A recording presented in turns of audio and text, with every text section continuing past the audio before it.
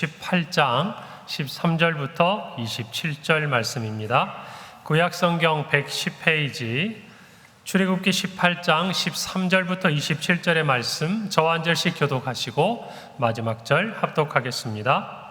이튿날 모세가 백성을 재판하느라고 앉아있고 백성은 아침부터 저녁까지 모세 곁에 서 있는지라.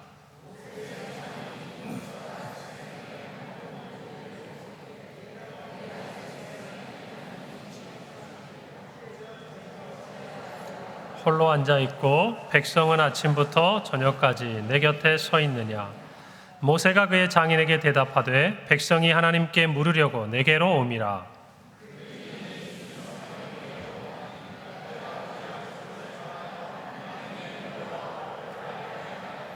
모세의 장인이 그에게 이르되 내가 하는 것이 옳지 못하도다.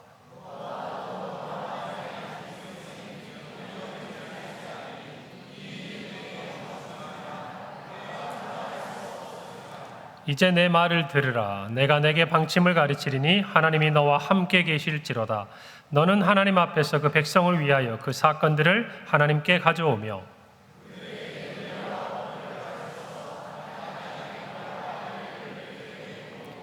너는 또 온 백성 가운데서 능력 있는 사람들 곧 하나님을 두려워하며 진실하며 불의한 이익을 미워하는 자를 살펴서 백성 위에 세워 천부장과 백부장과 50부장과 10부장을 삼아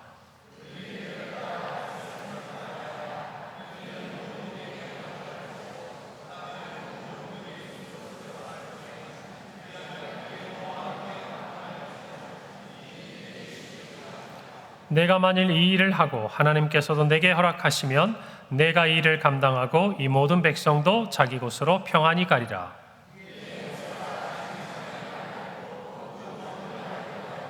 모세가 이스라엘 무리 중에서 능력 있는 사람들을 택하여 그들을 백성의 우두머리 곧 천부장과 백부장과 50부장과 10부장을 삼음해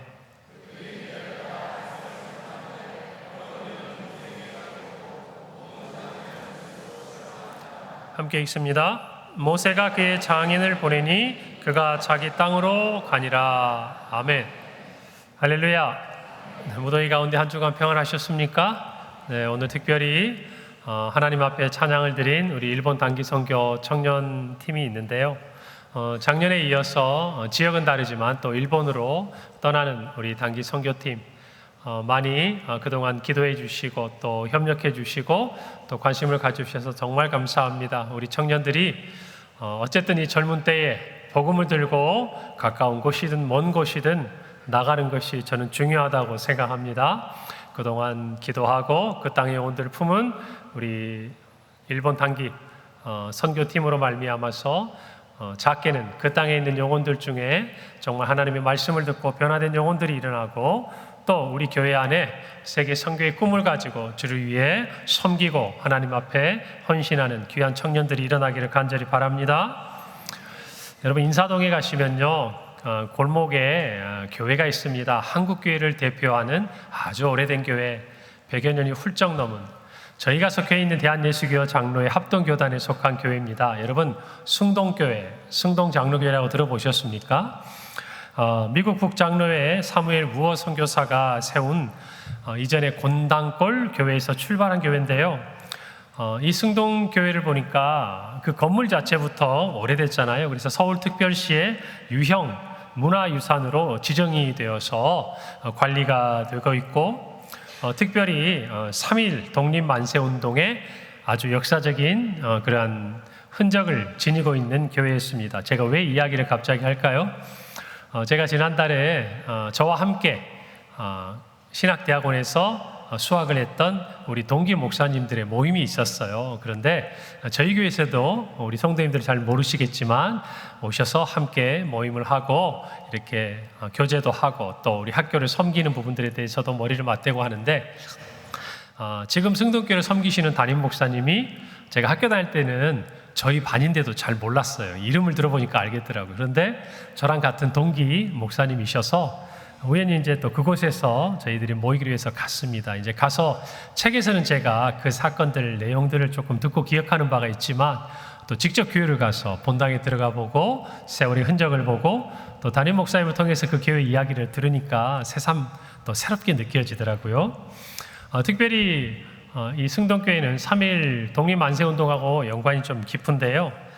바로 그 일이 일어나기 직전인 1919년 2월 20일에 당시 승동교회 청년회장이었던 김원벽이라는 청년이 전국의 학생 대표 20명과 함께 이 승동교회 지하에서 극비리에 이 독립선언문을 인쇄해가지고 그것들을 나누어 가졌다가 이제 독립만세운동 시에 배부했던 그런 역사적인 기록이 있고, 또 이 일로 인해서 어려움을 당했을 때 이 차상진 당시 담임 목사님께서 이 일이 한가하다가 이제 옥고를 치르기도 하는 그런 역사를 가지고 있는 교회입니다. 그래서 이 서울과 경기 지역에 있어서는 우리 장로교회에 있어서의 어떤 모태교회가 되는 역할들을 감당하는 아주 한국 교회사에 잘 알려진 교회입니다.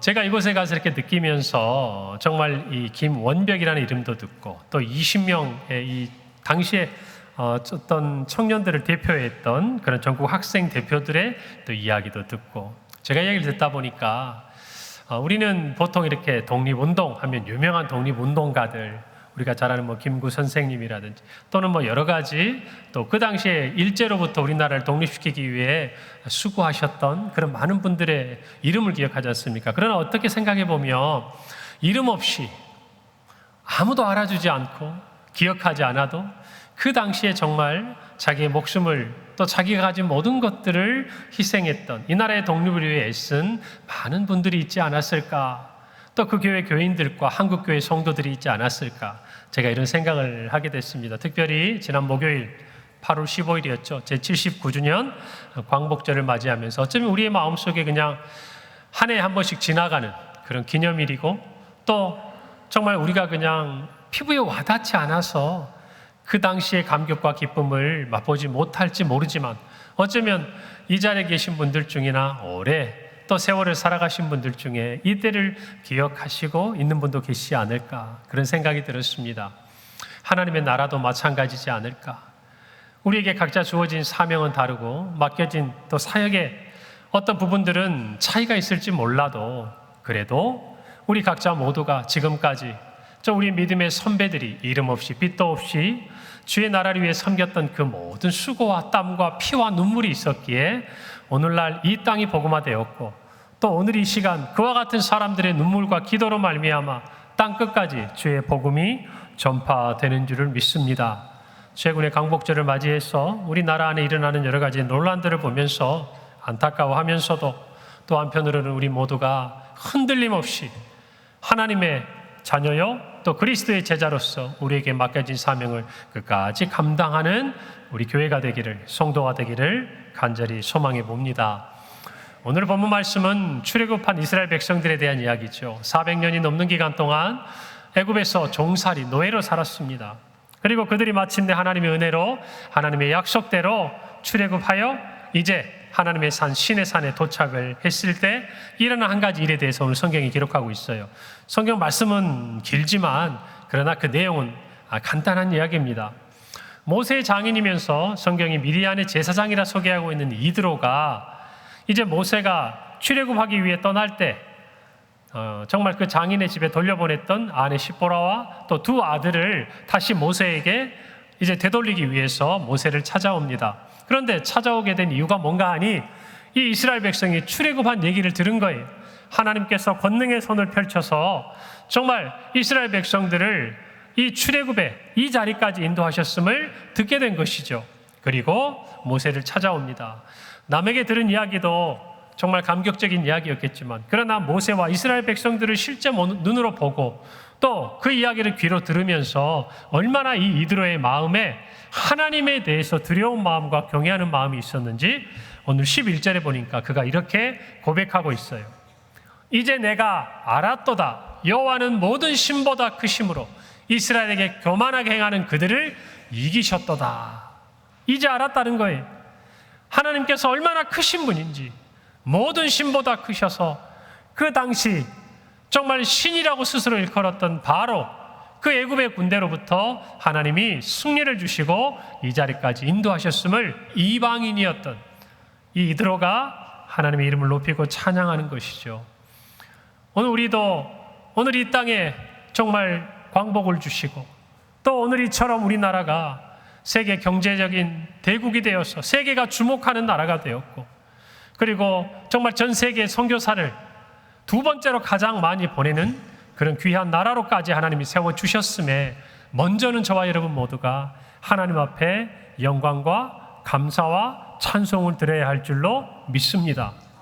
거저된 것이 아니라는 것이 첫째는 하나님의 은혜였고 둘째는 이를 위해 정말 주의 나라를 위해 자기의 목숨도 아끼지 않았던 수많은 하나님의 사람들이 있었다는 것을 저와 여러분은 알고 기억해야 한다는 것입니다. 오늘 본문은 이 일이 일어난 이후에 이 이드로의 눈에 보인 한 가지 이상해 보이는 사건을 기록하고 있습니다. 다음 날 이드로가 이제 모세의 어떤 일상을 들여다보기 시작하는데요. 그냥 보이는 것이죠. 모세가 하루 종일 백성들 사이에 앉아 있는 거예요. 그 백성들이 나와가지고 모세에게 묻고 그 답을 듣기 위해서 하루 종일 서서 기다리는 거예요. 여러분, 바로 어떤 일이었냐면 이 이스라엘 백성들이 자기들 사이에 일어나는 여러 가지 갈등과 분쟁과 또 모세의 지혜가 필요한 모세의 지혜는 그건 뭐죠? 하나님의 뜻이 무엇인지 물었던 정말 그 모든 일들이 모세에게 집중되어 있었던 것이에요. 여러분 한번 가만히 생각해 보세요. 400년 이상 동안 노예로 살았습니다. 자기들 스스로가 다툴 일도 있었겠죠. 그러나 그것을 표면화시킬 수 있었겠습니까? 누구에게 찾아가서 우리의 문제를 해결해 달라고 이야기할 수 있는 상황이 되었겠습니까? 더 큰 압제와 더 큰 두려움 가운데서 그들 스스로의 갈등은 어떻게든 무마시키고 스스로가 해결해 가지 않았겠냐 그 말이에요. 그런데 하나님께서 어느 날 그들에게 자유를 주셨습니다. 자유민이 되었어요. 이제는 그들을 억압하던 제도도 또 하루의 규율도 그 모든 것이 사라졌어요. 지도자 모세를 따라서 그들은 이곳 하나님의 산 시내산에 이른 것입니다. 여러분 이곳이 어디입니까? 광야예요. 그들이 살던 곳처럼 먹을 것이, 마실 것이, 입을 것이 풍성한 곳이 아니었어요. 모든 것이 부족했던 땅이었어요. 여러분 그러니 자유민으로 새롭게 살아가는 그들 사이에 얼마나 많은 크고 작은 일들이 일어났겠냐 그 말이에요. 우리처럼 모든 것이 풍족하고 지금처럼 하나님께서 이 땅에 복을 주셔도 부족하다고 다투고 싸우고 갈등하는 이 시대인데 이 당시 이스라엘 백성들은 얼마나 그게 미숙하고 많았겠냐 그 말이에요. 여러분 그러니 하루 종일 모세가 이 백성들 사이에서 벗어날 수가 없는 거예요. 여러분 이때 모세의 나이가 몇 살인 줄 아세요? 성경을 보면 80세가 넘었어요. 80세가. 그러니까 모세의 나이도 고령이에요. 힘든 나이예요. 그런데 하루 종일 앉아서 이걸 재판하느라고 힘든 거예요. 여러분 이것이 이 이드로의 눈에는 너무나도 비생산적이게 보인 거예요. 이상하게 보인 거예요. 왜 이렇게 하지? 답답해 보인 거예요. 옳지 못하다라고 성경에서는 이야기했지만 이것은 지혜롭지 못하다, 선하지 못하다라는 뜻이에요.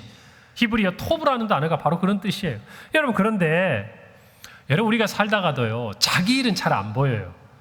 여러분 장기나 바둑 두십니까? 장기 바둑 두면 꼭 옆에 있는 사람이 있어요. 누가 있습니까? 그래 훈수꾼이 있어요. 초청하지 않아도 어느 날 보면 앉아가지고 앉아있어요. 그러다가 뭔가 좀 이상한 것 같으면 혀를 끌끌 차든지 사인을 줍니다. 그래서 옆에 있는 사람이 눈치를 채고 딱 그것을 바꾸면 그나마 나은데 그것을 눈치를 못 채고 있어서 기어이 한마디를 하게 되면 큰 싸움이 일어나죠. 싸움이 일어납니다. 여러분 우리나라의 대기업들도요 자기 기업 안에 있는 부분들을 나름대로 이렇게 관찰하고 또 컨설팅이 필요할 때 자기들 스스로가 하지 않아요. 외부 기관들에게 그것들을 의뢰하고 많은 돈을 들여서 그것들을 보고를 받습니다. 왜 그렇게 합니까? 자기 일은요 자기가 제일 모르는 거예요. 우리 그렇게 성경에 이야기하잖아요. 형제 눈에 있는 들보는 보는데 내 눈에 있는 티는요 안 보이는 게 사람이. 자기 일은 그렇게 안 보이는 거예요. 그런데 한 걸음만 떨어져 보면 어때요? 그렇게 잘 보여요. 자기 일은 못 봐도. 여러분 교회도 직장에서도 다 보세요. 자기 일은 제대로 못하면서 남의 일이 조금 실수하거나 부족한 건 어때요? 잘 찾아봅니다. 우리 그럴 때 한마디 하고 싶죠. 너나 잘하세요. 너나 잘하세요 이 말하고 싶은데 그것이 우리가 가지고 있는 어떤 본능적인 모습인 것 같아요. 그렇게 잘 보일 수가 없어요. 여러분, 이스라엘 백성도 마찬가지. 모세는, 백성들은요, 남들이 보기에는 답답해 보이고 비생산적으로 보이는 그 일을 하면서도요, 힘들어 하면서도 그냥 그것들을 하고 있는 거예요. 여러분, 그런데 이드로의 눈에는 어때요? 그게 너무나도 이상해 보이는 거예요. 오늘 성경에 보니까 이드로가 모세에게 준 조언은 간단한 거예요. 너 혼자 하지 마라. 같이 해라. 네가 가지고 있는 짐을 나누어 져라. 오늘 제목처럼 함께 동역해라. 이 말인 거예요. 그가 말한 대안은 무엇이었습니까? 믿을 만한 사람들을 뽑아서 1000부장, 100부장, 50부장, 10부장. 무슨 말이에요? 1000명의 대표, 100명의 대표, 50명의 대표, 10명의 대표를 뽑아서 그들을 세우고 그들로 하여금 일반적인 일들은 맡아서 재판하고 판결하게 하고 정말 중요한 그리고 어려운 일들만 모세가 함으로써 서로 짐을 나누어져라. 이 말인 거예요. 이드로는 참 탁월한 조언가예요. 왜 그러냐면 우리가 살다 보면요, 이거는 옳지 않아, 이거는 비생산적이야 말하는 사람은 많아요. 그런데 그것들에 대해서 실제적으로 조언을 해주거나 대안을 주는 사람은 부족해요. 왜 싸움이 일어나고 갈등이 일어난 줄 아세요? 대안은 제시하지 못하면서 자꾸 문제만 지적하는 사람들 때문에 싸움이 일어나요. 그런데 실제적으로 그 대안을 일으키는 사람이 있는 공동체는요, 성숙해가고 발전해가는 걸 우리가 볼 수가 있어요. 저는 우리 교회에서도 그랬으면 좋겠어요. 우리 교회를 보면서 이거는 이렇게 하면 안 되지 않아요? 이렇게 하는 게 더 좋지 않아요? 라고 그냥 말만 할 것이 아니라 진짜 기도하고 고민하고 우리가 구체적으로 이렇게 했으면 좋겠습니다. 그때까지 기도하고 참고 살펴보고 돌아보고 그런 사람들로 말미암아서 성장해가는 성숙해가는 우리 교회가 되기를 바랍니다. 여러분, 그때 또 한 가지 이 이드로의 참 탁월한 부분이 보이는 게 23절이에요. 그는 이렇게 말합니다. 내가 만일 이 일을 하고 하나님께서도 내게 허락하시면, 누가 허락하시면? 하나님께서도 내게 허락하시면 내가 이 일을 감당하고 이 모든 백성도 자기 곳으로 평안히 가리라. 분명히 자기의 지혜가 탁월하다는 걸 알아요. 그래서 이야기를 하는 거죠. 그런데 그는 한 가지를 분명히 이야기합니다. 누가 허락하시면? 누가 허락하시면? 하나님이 허락하시면. 우리가 정말 믿음 안에서 그리고 그리스도의 사랑 안에서 무엇인가를 하기를 원한다면요, 여러분, 이 부분이 너무나 중요한 걸 알아야 돼요. 우리의 지혜, 우리의 경험도 때로는 탁월하고 중요합니다. 여러분, 그러나 그보다 더 지혜로우시고 그보다 더 모든 것들을 행하실 능력이 있는 분을 우리는 잊어서는 안 돼요. 누가 허락하시면? 하나님이 허락하시면. 이것이 정말 누군가를 사랑한다면 여러분이 속해 있는 가정을, 그 일터를, 그리고 우리 교회의 사역의 모든 부서를, 또 우리 평강교회를, 이 나라와 이 민족을 여러분이 사랑한다면 첫 번째, 하나님 앞에 물어야 한다는 것이. 할렐루야. 이 자세를 잃지 않는 저와 여러분이 되기를 바랍니다. 이들의 말대로 모세는 성경에 구체적으로 기록하진 않았지만 하나님께 허락을 받은 것 같아요. 그리고 1000부장과 100부장과 50부장과 10부장을 세웁니다. 그것이 이스라엘 민족 가운데 하나의 중요한 제도로 자리를 잡기 시작합니다. 그리고요, 이드로가 말한 것처럼 이스라엘 백성들이 조금 더 효과적으로 또 생산적으로 그들에게 맡겨진 일들을 감당할 뿐만 아니라 그리고 이 광야에서의 삶을 살아가게 되는 것이죠. 여러분, 오늘 이 말씀을 통해서 저와 여러분은 분명히 깨달아야 될 일이 있어요. 하나님의 사역의 원리입니다. 그것은 함께하는 거예요. 그것을 일컬어서 우리는 동역이라고 이야기를 합니다. 그 동역의 지혜가 있는 저와 여러분이 되기를 바랍니다. 우리는 왜 동역해야 하는가? 첫 번째, 저를 한번 따라서 합시다. 혼자 할 수가 없기 때문입니다. 오늘 17절에서 18절에 이드로가 이렇게 말해요. 모세의 장인이 그에게 이르되 내가 하는 것이 옳지 못하도다. 너와 또 너와 함께한 이 백성이 필경 기력이 쇠하리니 이 일이 내게 너무 중함이라 내가 할 수 없으리라. 많은 경우 우리는요, 우리가 할 수 있다고 고집부려요. 우리 자신도 힘겨워하면서도 내가 할 수 있어. 그리고 나를 따라오라고, 내 말을 들으라고 이야기할 때가 종종 있습니다. 나이가 들어가고 경험이 쌓이면, 지식이 많아지면 더 그런 것들이 강화되기 마련이죠. 여러분, 인간의 행동 유형 검사인 디스크, 언젠가 한번 제가 말씀드렸어요. 이 디스크는요, 인간이 행동하는 그 유형에 따라서 크게 4가지로 사람을 구별해요. 첫 번째가 주도형이고, 두 번째가 사교형, 세 번째가 안정형, 네 번째가 신중형, 이렇게 4가지 부류로 나눕니다. 그러니까 쉽게 말하면 저와 여러분 모두가 이 4가지 범주 안에 들어있는 행동을 한다는 그 말이에요. 그것들을 이제 학문적으로 발표를 했는데, 여러분 이것들을 성경적인 모델을 찾아봤을 때 제시되는 대표적인 인물이 있습니다. 첫 번째, 주도형은요, 모든 일에 대해서 자기가 책임을 지고 어려움들을 뚫고 나가는 그런 스타일의 사람들을 이야기해요. 그래서 성경에서 이와 같은 사람의 대표자로 누구를 얘기하냐면 바울을 이야기합니다. 바울은 자기가 결정합니다. 그리고 자기가 그 모든 걸 책임집니다. 그리고 그 모든 것을 이끌고 가요. 그리고 두 번째로 사교형이에요. 이 사람들은 사람들과의 관계를 중요하게 생각합니다. 말을 잘해요. 설득할 수 있는 능력이 있어요. 성경에 그런 사람 누굴까요? 베드로가 한번 설교할 때 몇 명씩 예수님께 돌아왔어요? 3,000명씩, 5,000명씩. 그리고 베드로는요, 예수님이 질문할 때마다 또박또박 대답도 잘합니다. 기가 막히게 잘해요. 실수할 때도 많아요. 여러분, 성경의 대표적인 이 사교형으로는 베드로를 꼽습니다. 그리고 세 번째는 안정형이에요. 이 사람들은 갈등이 일어나는 걸 두려워해요. 그냥 좋은 게 좋은 거예요. 굳이 갈등을 해결하려고 나서질 않아요. 대표적인 사람이 누굴까요? 아브라함. 여러분, 아브라함이 집안에 문제가 좀 있었잖아요. 사라가 아이를 낳지 못해가지고 여종 하갈이 낳았을 때 이 두 여인 사이에 큰 싸움이 일어납니다. 뭐 싸움이랄 것도 아니고 일방적으로 하갈이 어려움을 당하죠. 여러분, 그럴 때 어떻게 합니까? 아브라함이 나서서 이 일을 개입을 해가지고 정리를 해줍니까? 아니에요. 두 여자가 치고받고 싸우다가 결국에는 쫓겨날 때까지 놔둬요. 안정형을 추구해요.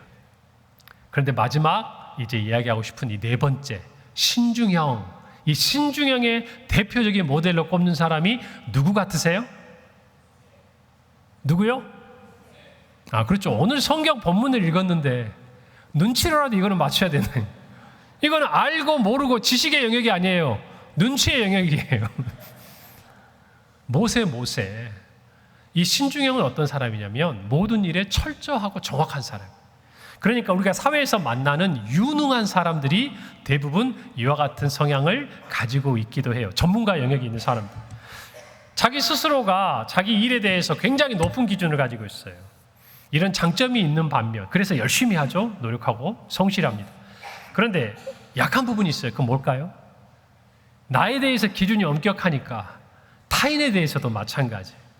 그리고 작은 일도 그냥 넘어가질 못해요. 보다 좀 융통성을 발휘할 수 있는 부분에서도 원칙을 벗어나기를 힘들어해요. 물론 융통성보다는 원칙이 중요한 겁니다. 그런데 때로는 그것이 너무 심해서 사람 사이 갈등을 가져와요. 완벽주의적인 성향을 가지고 있어서 다른 사람의 잘못을 대충 넘어가 주지 못해요. 비판하거나 판단하기를 익숙한 그런 사람들의 성향을 이야기합니다.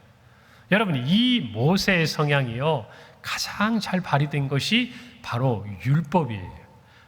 여러분, 모세가 누구한테 받아 적었어요? 하나님께 받아 적은 거 아닙니까? 하나님이 알려주신 거 아니에요. 1.1핵이라도 틀리면 돼요? 안 돼요? 안 됩니다. 하나님의 이 율법이 정확하게 모세를 통해서 이스라엘 백성에게 전달되는데 이 모세의 기질과 행동의 유형이 너무나도 기가 막히게 사용된 거예요. 2번이나 그것도.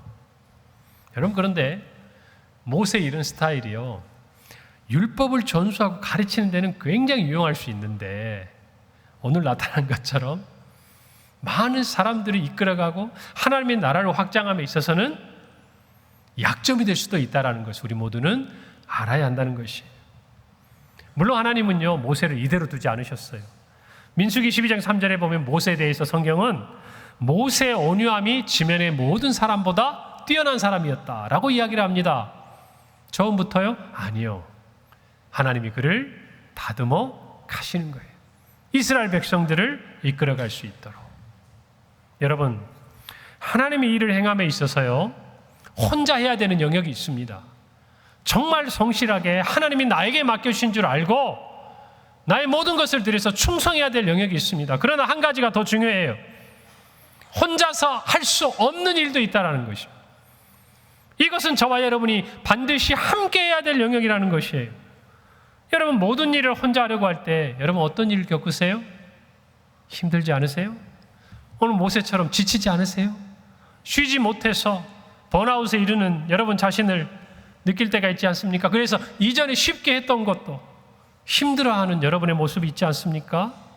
여러분, 우리는 지난 여름을 지나가면서 수련회를 지나고 성경학교를 지나고 조금 전에 우리 청년들이 이제 일본을 향한 단기 선교팀을 만들어서 준비했습니다. 만나면 무슨 일부터 합니까? 물론 기도하죠. 그러나 기도하기 전에 각자에게 맡겨진 일들을 나누지 않습니까? 이것은 교역자가 할 일, 이거는 부장집사님이 할 일, 이거는 어느 선생님이 해줄 일, 단기팀도 마찬가지죠. 이거는 교역자가 할 일, 이거는 팀장이 할 일. 하나하나 일을 나누는 데부터 시작하자. 그리고 그 일들을 내 일을 최선을 다해서 하되 누군가가 그 일이 힘겨워하거나 또는 그 일이 너무 많아서 무거우며 기꺼이 도와주고 함께 하는 것에서부터 사역이 시작되는 거 아니겠어요? 이것을 사역을 하면서 배우지 못한다. 어려운 얘기예요. 여러분, 저는 사역을 하면서 그런 거 많이 봤어요. 하다 보면 실수합니다. 어떻게 완벽합니까? 우리 생각대로 다 되는 것? 여러분, 그거 좋은 거 아닐 수 있어요? 성경을 보세요. 하나님의 일이 이루어지는 데서 인간의 생각대로 그대로 되는 거 보셨습니까? 인간이 생각하지 못한 일들을 통해서 하나님의 역사가 이루어지는 것이 대부분이에요. 우리도 주의 일을 하려면 우리의 계산 범위 밖에서 일어나는 것이 상식적인 거예요. 성경적인 거예요. 할렐루야. 그럼에도 불구하고 우리는 하나님 주신 지혜를 따라서 최선을 다하는 거예요. 그래서 충성이 필요하고 동역이 필요한 거예요. 여러분, 번아웃이 일어나는 대부분의 경우는 너무 많은 일을 혼자 하는 거예요. 그리고 타인으로부터 적절한 격려를 받지 못할 때 우리는 지쳐요. 힘들어합니다. 자칫 일에만 집중하다 보면 그래서 중요한 것을 놓치게 된다는 것이. 땀과 수고를 통해서 열매를 얻는 것, 일의 결과를 얻는 것 중요합니다. 그러나 한편으로는 그 일을, 그 사역의 보람을, 그 열매를 끝나고도 함께 나눌 수 있는 것까지가 우리에게는 포기할 수 없는 중요한 열매라는 걸 아셔야 돼요. 그래서 우리에게는 동역의 지혜가 필요하다라는 것이. 혼자 할 수 없을 때 우리는 동역의 필요를 느끼게 되는 것이죠. 대부분의 사람들은요, 혼자 막 해보다가 지치고 힘들어가지고 이제 나는 더 이상 버티림이 없을 때쯤 누가 나 안 도와주나. 그러니까 불평이 나와요. 원망이 나와요. 이제까지 잘하다가 말 한마디로 내가 수고한 것들을 다 놓아버리고 잃어버려요. 여러분, 그러나 이 동역의 지혜와 원리를 깨닫는 사람은요, 이 일을 시작할 때 함께할 사람들을 떠올리는 거예요. 여러분, 이걸 여러분들께서 중요하게 아셔야 돼요. 이것이 하나님의 사역의 원리예요. 여러분, 하나님은요, 완전하신 분입니다. 이 일을 이루시는데 저와 여러분의 어떠한 도움도 필요로 하시지 않는 분이에요. 그런데 그런 하나님께서 하나님의 이 일을 이루어 가심을 우리가 보면 사람을 부르십니다. 택하십니다. 기름을 부으십니다. 그들을 세우십니다. 그리고 그를 통해서 일하십니다. 그리고 중요한 것, 그렇게 된 일을 하나님이 기뻐하신다는 거예요. 할렐루야. 그것이 하나님의 사역의 원리예요. 저와 여러분도 마찬가지예요. 아니, 성경을 보세요. 예수님도 제자들을 세우셨어요. 바나바도 여러분 사도 바울을 찾아와서 안디옥교회를 함께 섬기자고 함께 동역을 시작합니다. 놀라운 부흥이 일어나죠. 그것뿐입니까? 바울에게도 그가 갔던 모든 선교지마다 그를 통해 세워진 모든 교회마다 그의 생명조차 아끼지 않았던 동역자들이 함께 있었던 것을 저와 여러분은 성경을 통해서 확인할 수 있는 거예요. 여러분, 혼자 할 수 없습니다. 우리가 살아가는 이 세상의 일도 그럴진데 하나님의 일은 말할 것도 없어요. 혼자 하려고 하지 마세요. 하나님의 사역의 원리를 존중하시기를 바랍니다. 바랍니다. 여러분, 그럴 때 저와 여러분의 삶에 하나님의 은혜가 임하는 것이에요. 여러분, 이와 같은 동역의 필요성을 느낀다면 우리는 먼저 해야 될 일이 있어요. 내 주변에 누가 동역할 사람이 있나, 나와 함께 할 사람이 있나, 기도하는 가운데 하나님의 인도함을 찾아야 합니다. 그러나 그보다 어쩌면 더 선행되어야 될 한 가지, 나 스스로가 누군가에게 동역자로 준비되어야 한다는 거예요. 여러분, 이걸 기억하셔야 돼요. 오늘 성경에 보니까 이드로는요, 모세에게 이렇게 말합니다. 21절이에요. 너는 또 온 백성 가운데서 능력 있는 사람들, 곧 하나님을 두려워하며 진실하며 불의한 이익을 미워하는 자를 살펴서 백성 위에 세워 천부장과 백부장과 50부장과 10부장을 삼으라는 거예요. 백성의 지도자로 삼아야 될 사람들의 조건에 크게 세 가지가 나와요. 첫 번째가 뭡니까? 하나님을 두려워하는 사람이에요. 하나님을 두려워하는 사람, 하나님이 무서워서 벌벌 떨고 멀리 떨어져서 가까이 다가가지 못하는 단순히 그런 두려움이 아니라 하나님이 살아계셔서 내 삶의 모든 자리에 지금도 살펴보고 계시고 나를 인도하심을 깨닫는 사람, 그 사람이야말로 하나님을 두려워하는 사람이에요. 그래서 자기가 재판하는 이 자리를 지금 하나님이 지켜보고 있다고 믿고 행동하는 사람, 그 사람이 하나님이 두려워하는 사람이에요. 그 사람에게 맡기라는 거예요. 두 번째는 진실한 사람이에요. 이 말의 원의 의미는 쉽게 표현하면 이런 말이에요. 믿을 만한 사람, 신뢰할 만한 사람, 하나님을 두려워할 뿐만 아니라 백성들 사이에서도 신뢰를 받고 있고 믿음을 주는 사람, 그래서 자신들의 재판을 하였을 때 그것들을 받아들일 수 있는 만큼의 신뢰를 주는 사람. 여러분, 하나님의 사랑도 마찬가지 아니에요? 우리의 모든 것을 다해서 하나님을 사랑하고 또 그와 같이 이웃을 사랑하는 것처럼, 여러분, 우리가 하나님 앞에 쓰임받고자 한다면 하나님을 두려워할 뿐만 아니라 우리 곁에 있는 사람들에게 진실한 사람이 되어야 한다는 거예요. 믿을 만한 사람이 되어야 한다는 거예요. 그 사람들을 세워서 동역하게 하라는 거예요. 오늘 저와 여러분 어떻습니까? 우리 평강교회가 많은 동역자들이 필요로 합니다. 여러분, 동역자로서 스스로를 준비하고 계십니까? 이것들을 돌아봐야 한다는 거예요. 우리 주변에 사람이 없다고 하기 전에 내가 정말 동역할 그 사람으로 서 있는가? 그걸 돌아봐야 한다는 거예요. 그리고 마지막에 불의한 이익을 미워하는 사람, 미워하는 사람이라는 거예요.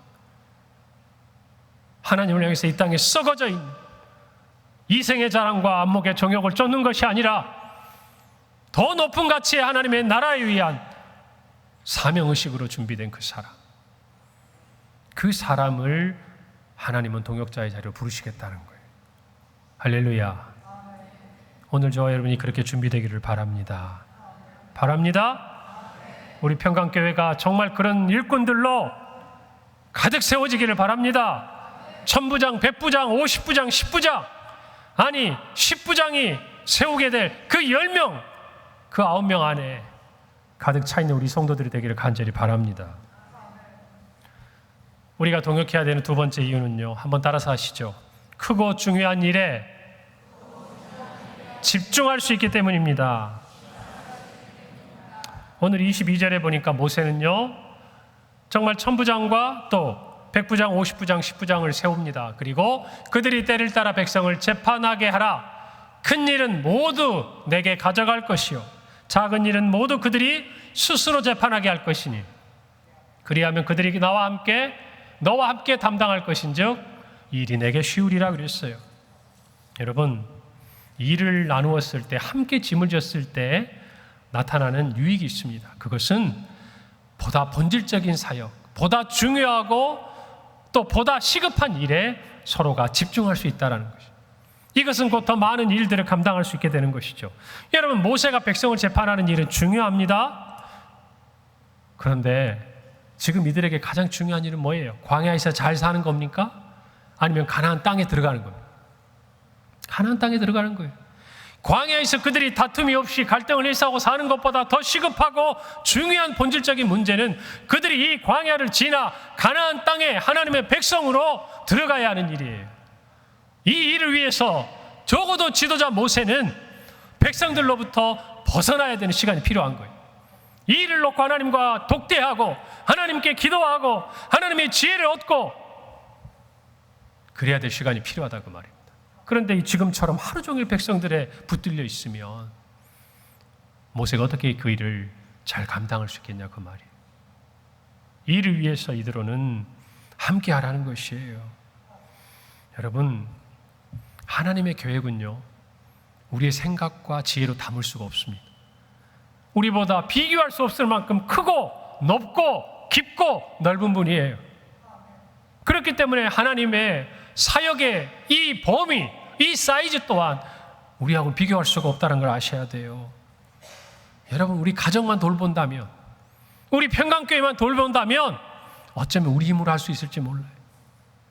그러나 하나님의 나라의 관점에서 보면 우리가 할 수 없는 일이에요. 사도행전 1장 8절입니다. 오직 성령이 너에게 임하시면 너희가 권능을 받고 예루살렘과 온 유대와 사마리아와 땅끝까지 이르러 내 증인이 되리라. 하나님의 복음은 예루살렘을 넘어서 온 유대를 넘어서 사마리아와 땅끝까지 이르는 원대한 계획을 가지고 계시는 거예요. 이스라엘 백성을 넘어서 수많은 이방인과 온 세상에 있는 사람들까지도 이 복음 안에 참여해야 되는 것이에요. 그것이 하나님의 계획이에요. 그런데 마음을 닫고 생각을 닫고 나 혼자 하겠다, 우리끼리만, 하나님의 뜻에 부합하지 않는 거예요. 사랑하는 성도 여러분, 하나님의 나라가 확장되려면 하나님의 나라에 같은 꿈을 꾸는 동역자들이 필요한 것이에요. 많은 양을 담으려면 늘 말씀드리지만 그릇을 키워야 돼요. 믿음의 용량을 키워야 된다고 말입니다. 작은 그릇으로는 아무리 부어봐야 그 그릇의 크기밖에 못 담는 거예요. 여러분, 이스라엘 백성을 위해 1000부장, 100부장, 50부장, 10부장이 필요하다면 온 세상에 있는 영혼이 구원을 얻어야 하는, 이 복음을 들어야 하는 하나님의 사역을 위해서는 얼마나 많은 사람이 필요하겠냐고 말이에요. 여러분, 우리 교회에게 20개의 중점 선교 대상 국가를 품게 하셨습니다. 우리가 못해요. 그리 위해 하나님이 택하신 사람들과 동행해야 합니다. 이것이 하나님 우리에게 요구하신 것들이에요. 93가정 함께 동역하는 거예요. 우리가 그들을 돕지만 동역하는 거예요. 16곳의 협력교회, 또 그 외의 모든 기관과 교회들, 저와 여러분 모두가 돕고 있지만 실은 하나님 나라의 관점에서 함께 동역하고 있는 거예요. 저와 여러분이 이것을 잊어서는 안 되는 거예요. 선택이 아니에요. 필수예요. 우리 평강교회가 하나님의 나라를 위해 동역의 아름다운 본을 보이는 교회가 되기를 간절히 바랍니다. 초대 예루살렘 교회도 보세요. 사도들이 뭐하다가 지쳤습니까? 뭐하다 교회에 문제가 일어났습니까? 구제하다 그랬어요. 헬라파 유대인 과부들이 히브리파 과부들에 비해서 구제에서 제외가 되니까 이것이 교회 안에 갈등이 된 거예요.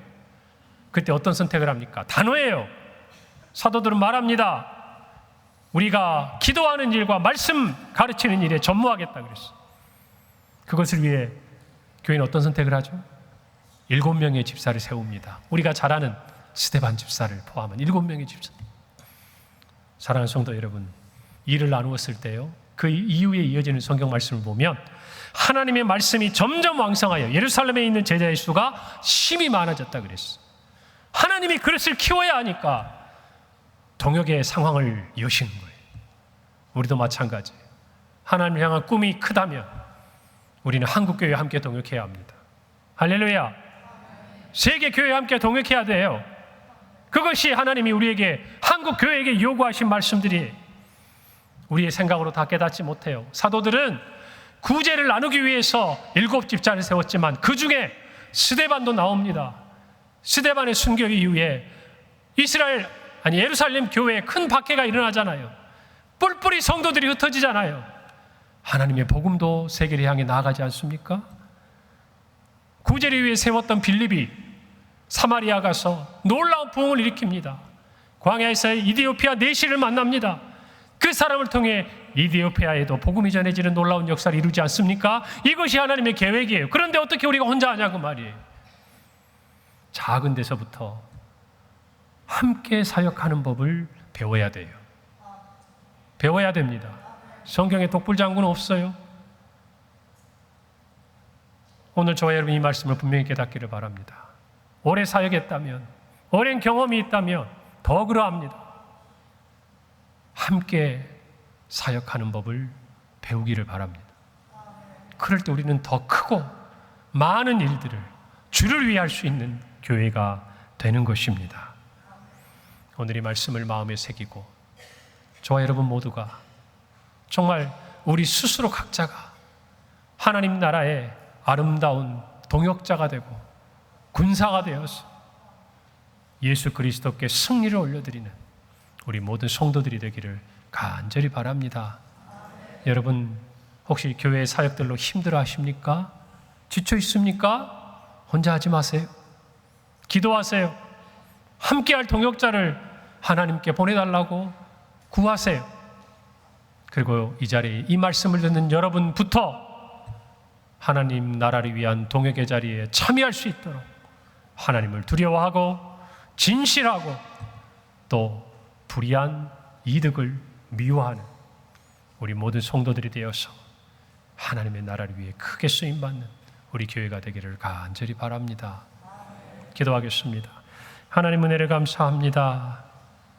이들을 통해서 함께 동역하는 그 지혜, 하나님의 사역의 원리에 대해서 깨닫게 하신 주님, 이제는 우리 그릇을 키우고 믿음의 용량을 넓혀서 함께 동역함으로 주님이 뜻하신 그 원대한 온 세상 모든 사람들을 향한 이 구원 사역에 동참하고 쓰임받는 우리 귀한 평강교회요, 우리 성도들이 되게 하시고 이와 같은 성도들로 말미암아 우리의 가정과 일터와 교회에서 함께 동역하는 아름다운 지혜와 열매가 맺혀지게 하여 주옵소서.